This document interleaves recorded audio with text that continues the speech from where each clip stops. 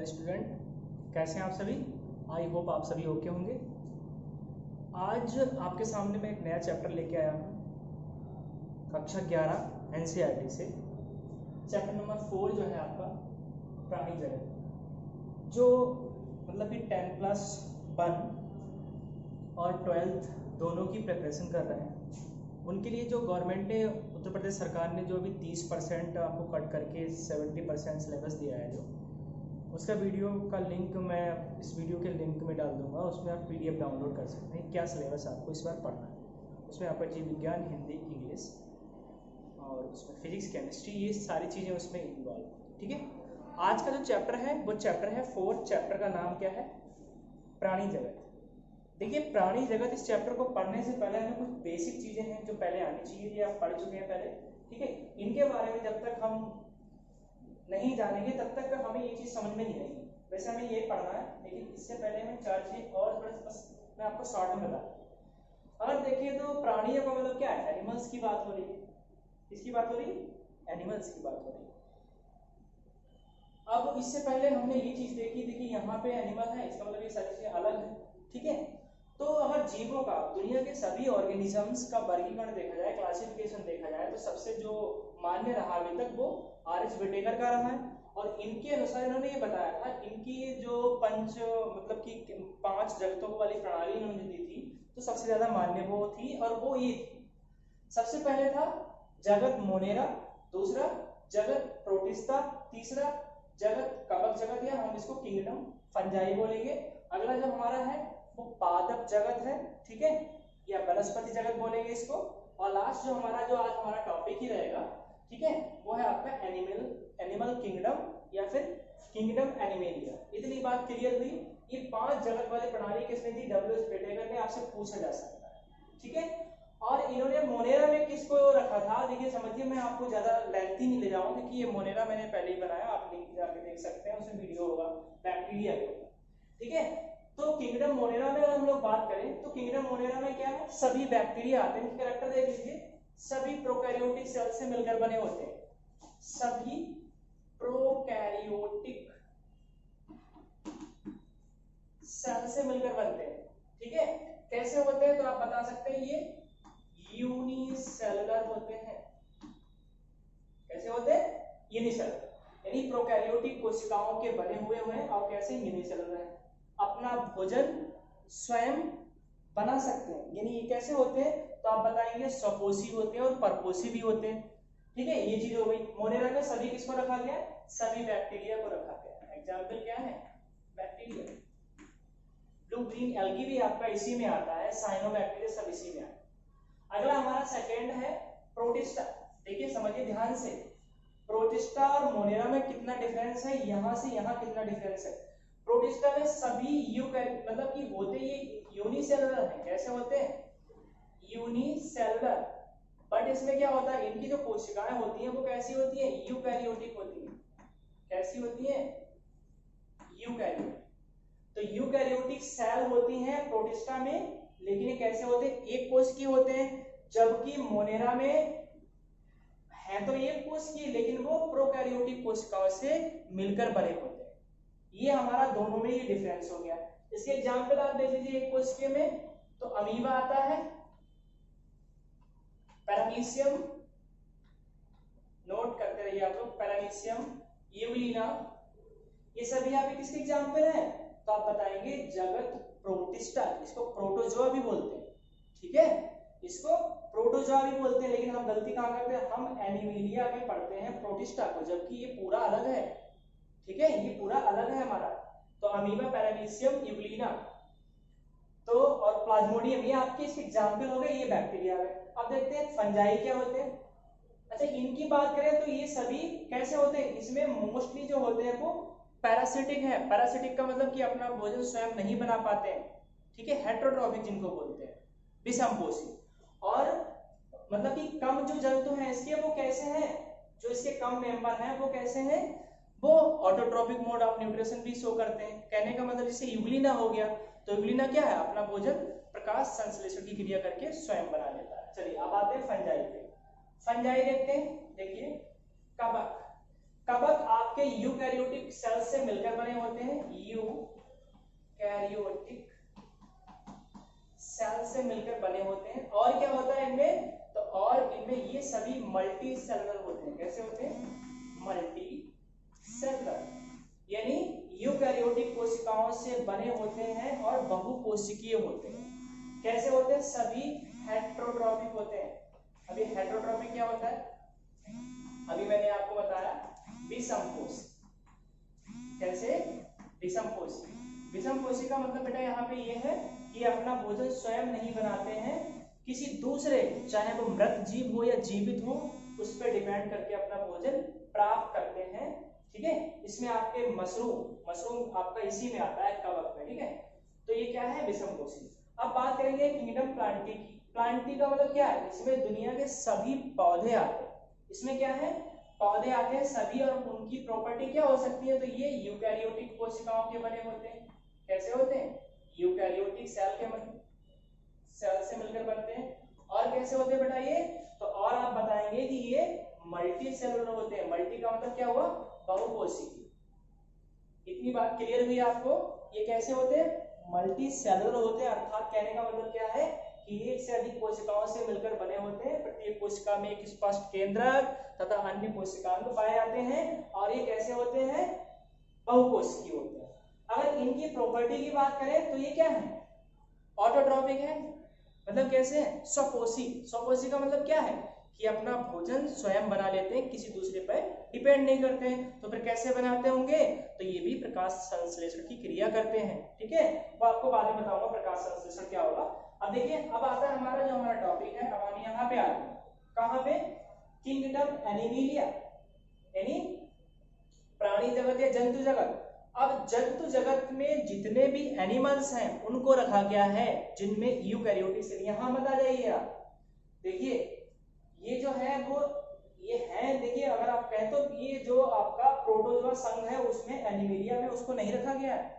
ठीक है, संघ प्रोटोजोआ के लिए अलग से ये बना दिया गया। प्रोटिस्टा बोले हैं तो यूनिसेलुलर, क्योंकि अगर यहाँ रखते तो ये फिर ये यूकैरियोटिक कोशिकाओं के बने होते, तो यहाँ नहीं रखा इन्होंने। बेटेकर ने इन्हें कहा रख दिया, बोले ऐसा करो भैया इनके लिए एक अलग जगत बना दो, और बना के क्या रखा उन्होंने, प्रोटिस्टा नाम रख दिया। उसमें क्या रख दिया, ऐसे जीवों को रख दिया जो क्या करते थे, जो यूकैरियोटिक कोशिकाओं के बने थे, एक कोशिकीय थे। ठीक है, एक कोशिकीय और यूकैरियोटिक कोशिकाओं के बने हुए थे। तो ये क्लियर हुई बात। अब देखो यहाँ पे अगर हम लोग देखें तो यहाँ पे पैराजोआ और मेटाजोआ, अगर हम लोग बात करें, इसे हम लोग मेटाजोआ भी बोलते हैं, एनिमलिया को मेटाजोआ भी बोलते हैं। तो पैराजोआ और मेटाजोआ में इसको डिवाइड कर दिया गया है। पैराजोआ में केवल एक संघ रखा गया है, उस फाइलम का नाम है फाइलम पोरीफेरा। क्या नाम है, फाइलम पोरीफेरा। इतनी बात क्लियर हुई। और बाकी के जो मेटाजोआ में सभी 10 फाइलम रखे गए हैं। टोटल एनिमलिया में कितने फाइलम है, तो 11 फाइलम है। आप ये रखिए, मैं आपको ये 11 फाइलम पढ़ाऊंगा, इसमें एक एक करके 11 फाइलम पढ़ाऊंगा। और कौन कौन से इसमें जंतु आते हैं, क्या क्या इनकी प्रॉपर्टीज होती हैं, कैसे इनको पहचान सकते हैं, कौन कौन से लक्षण शो करते हैं, ये सारी चीजें एक एक करके आपको पढ़ाई जाएंगी। तो 1 2 3 4 5 पदीय प्रणाली जब बेटेकर ने दी थी, उनमें से 5 जगतों में दुनिया के सभी जीवों को डिवाइड कर दिया, मोनेरा, प्रोटिस्टा, कवक, प्लांटी और एनिमलिया। मैंने आपको इनके सबके अभी ऐसे ही बेसिक लक्षण बता दिए कि इनको अलग क्यों किया गया है। ठीक है, अब बात करेंगे हम अपने मुख्य टॉपिक पे। हमारा टॉपिक क्या है, हमारा टॉपिक है प्राणी जगत। अब हम इसकी कैरेक्टरिस्टिक पढ़ेंगे जो हमारे एनसीईआरटी ने दिए हैं हमें। ठीक है, कि क्या क्या लक्षण होते हैं जंतुओं के, 2-4 लक्षण मैं आपको बताने वाला।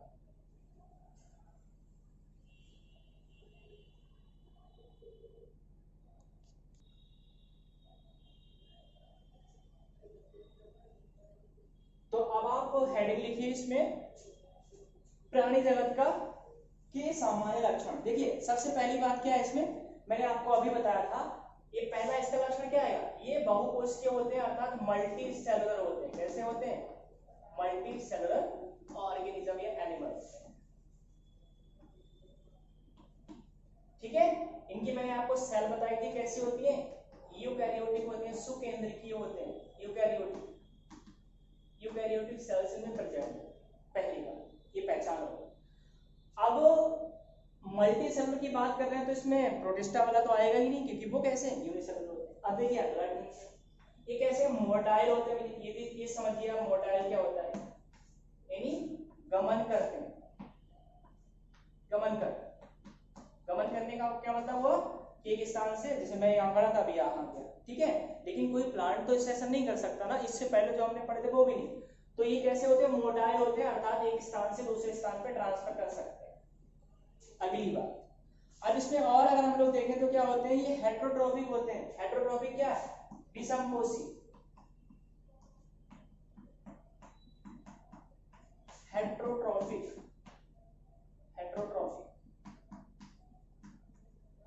विषमपोषी का क्या है कि अपना जीवन यानी अपनी सारी जैविक क्रियाएं जो वाइटल एक्टिविटीज हैं इनकी बॉडी में, वो चलाने के लिए इन्हें किसकी आवश्यकता होती है, भोजन की।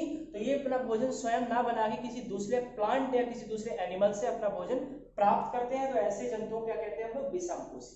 यहाँ पे एक चीज एक्सेप्शन के रूप में आप लोग याद कर लीजिए, इसका जो एक्सेप्शन होता है वो संघ पोरीफेरा, वो नहीं चलते हैं, संघ पोरीफेरा। पोरीफेरा को जो जंतु होते हैं वो कैसे होते हैं, सभी आधार से चिपके रहते हैं, नॉन मोटाइल होते हैं, चलते नहीं है, इसका एक्सेप्शन है, बाकी सभी चलते हैं। अब देखते हैं अगला इसमें क्या है, तो इनमें क्या होता है, इनमें सेक्सुअल रिप्रोडक्शन पाया जाता है। क्या होता है, सेक्सुअल रिप्रोडक्शन, ठीक है। क्या होता है इनमें, लैंगिक जनन होता है। आपको पता है कि इसमें मेल फीमेल मोस्टली अलग होते हैं, ठीक है, तो ये आपका ये पॉइंट इसका हो गया। उसके बाद में इसी में आता है, इसमें नर्व सेल पाई जाती हैं, तंत्रिका कोशिकाएं होती हैं। इसमें क्या होता है, तंत्रिका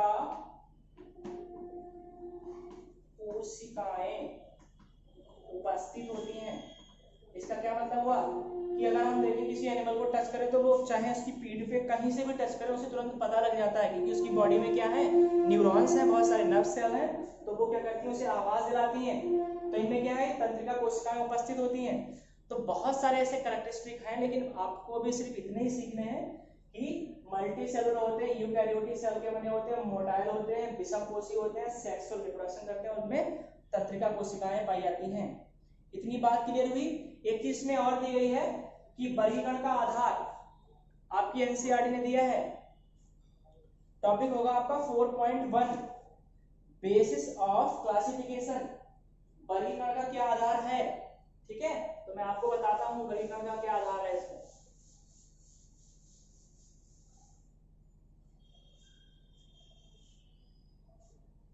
देखिए किसी भी जगत को डिवाइड करने के लिए उनके जो समान लक्षण थे वो देख के अलग अलग जगतों में डिवाइड कर दिया गया। अब अगर हम लोग बात करें इसकी किसकी, एनिमल किंगडम की, तो जंतु भी बहुत सारे ऐसे हैं जो छोटे बड़े, इन्हें कुछ लक्षण एक दूसरे से अलग हैं, कुछ सेम मिलते हुए हैं, तो उनके आधार पर भी इन्हें क्या करा गया, डिवाइड कर दिया गया है। जैसे सबसे पहला है शरीर संगठन के स्तर, लेवल ऑफ बॉडी ऑर्गेनाइजेशन, शरीर संगठन स्तर, लेवल ऑफ बॉडी ऑर्गेनाइजेशन, यानी बॉडी का मतलब क्या है कि इनकी बॉडी या तो कैसी, या तो ये कैसे होंगे, सेलुलर होंगे, या ये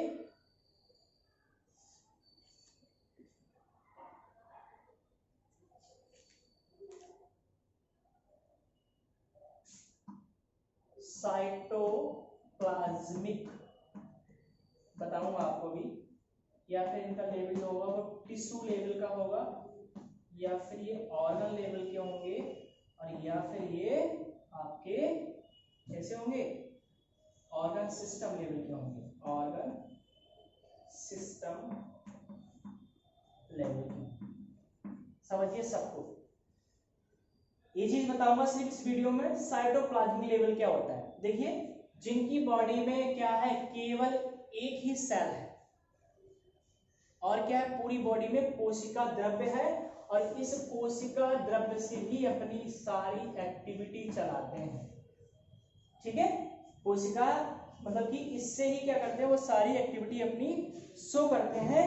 तो अगर इसमें देखो, इसमें प्रोटोजोन्स आते हैं, सभी क्या आते हैं, प्रोटोजोआ संघ के आते हैं, तो हमें इससे मतलब है नहीं क्योंकि हम पढ़ रहे हैं एनिमल। आ जाते हैं सेलुलर। सेलुलर का मतलब ये होता है बेटा यहाँ पे कि जिनका शरीर केवल और केवल कोशिकाओं से बना है, यानी सिर्फ उसमें कोशिकाएं हैं, कोशिकाएं आपस में मिलकर ऊतकों का निर्माण नहीं कर रही हैं। जब कोशिकाएं आपस में ऊतकों का निर्माण कर लेंगी तो ये लेवल टिश्यू लेवल का हो जाएगा। तो ये कोशिकीय लेवल के होते हैं। उसमें जो एग्जाम्पल है आप वो उनके लिखेंगे, यानी जिनका शरीर केवल कोशिकाओं से मिलकर बना होता है, जैसे संघ पोरीफेरा।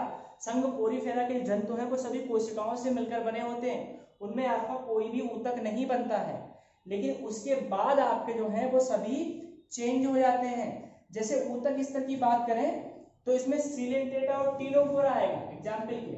तो इसमें क्या है, ऐसे एनिमल जिनकी बॉडी में क्या होता है, कोशिकाएं हैं, कोशिकाएं मिलकर आपस में समूह बना के ऊतकों का निर्माण कर रही हैं। तो ऐसे जंतुओं को हमने किस लेवल में रख दिया, टिश्यू लेवल में रख दिया। इतनी बात क्लियर हुई आपको।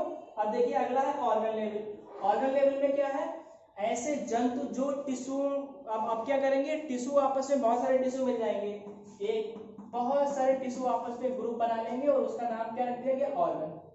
अब क्या होगा, इन जंतुओं में टिश्यू आपस में क्रिया करेंगे, अपनी वृद्धि करेंगे और अपनी संख्या में वृद्धि करेंगे, और उसके बाद ये क्या करेंगे, ऑर्गन का निर्माण कर लेंगे। तो ऐसे जंतुओं को कहाँ रख दिया गया, ऑर्गन लेवल में। अब ऑर्गन सिस्टम लेवल क्या होता है, ऑर्गन सिस्टम लेवल होता है कि बहुत सारे ऑर्गन्स का समूह, एक से अधिक ऑर्गन्स मिलकर आपस में क्या बना लेंगे, ऑर्गन सिस्टम। जैसे ह्यूमन की body, hand, eyes, year, head, सारी चीजें मिलकर क्या बना रही है, ऑर्गन सिस्टम। और ऑर्गन सिस्टम मिलकर क्या बना लेते हैं, बॉडी का निर्माण करते हैं। इतनी बात क्लियर हुई। तो ये शरीर संगठन के स्तर पे हो गया इनका वर्गीकरण। ऐसे इसमें कई सारे दे रखे हैं, जैसे मान लीजिए शरीर की समिति के आधार पर, ठीक है, बॉडी सिमेट्री। अभी बॉडी सिमेट्री क्या होती है, शरीर की समिति, शरीर की समिति के आधार पर इनका वर्गीकरण। इसमें क्या होंगे आपके, देखिए एक तो असमिति होते हैं, समिति होते हैं और अरीय समिति, तीन प्रकार के। असमिति, ठीक है, समिति और अरीय समिति। इंग्लिश देख लीजिए, असिमेट्रिकल, असिमेट्रिकल, असिमेट्रिकल, ये आपके सिमेट्रिकल हो जाएंगे, और ये रेडियल सिमेट्रिकल, रेडियल सिमेट्रिकल। इनमें क्या होता है, समिति का मतलब होता है कि बॉडी को डिवाइड करना। जैसे मान लीजिए ह्यूमन की बॉडी है और यहां से अगर कट कर दी जाए तो ये कौन सी समिति आ जाएगी, समिति।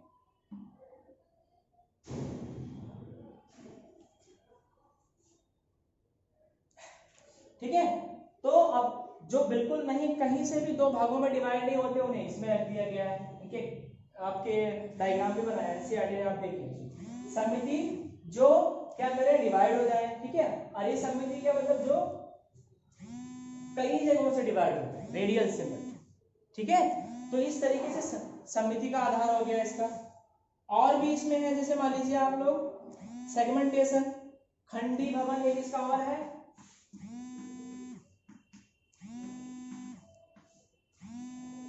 तो ये सारी चीजें इस वीडियो में आप क्लियर करिए। अगले वीडियो में मैं आपको डायरेक्टली यहां लेके आऊंगा संघ पोरीफेरा पे, ठीक है। तो पूरी वीडियो को ध्यान से देखिए और वीडियो को देखते समय एनसीईआरटी की बुक अपने पास रखिए, नोट्स बनाते रहिए। कोई भी डाउट हो वो क्लियर करने के लिए आप मुझे कमेंट बॉक्स में कमेंट जरूर करिए। वीडियो को लाइक करना ना भूलें।